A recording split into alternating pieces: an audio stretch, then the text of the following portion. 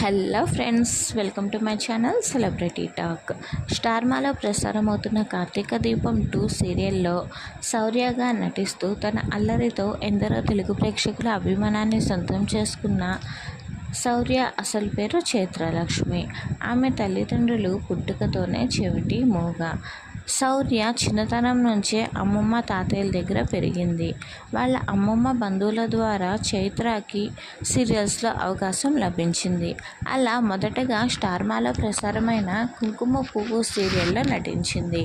ఆ తర్వాత దసరా, ఇంటింటి రామాయణం వంటి సినిమాల్లో అవకాశం దక్కించుకుంది.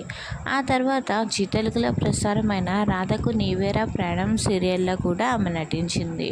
ప్రస్తుతం చైత్రలక్ష్మి స్టార్మాలో ప్రసారమవుతున్న కార్తీక దీపం 2 సీరియల్లో నటిస్తుంది.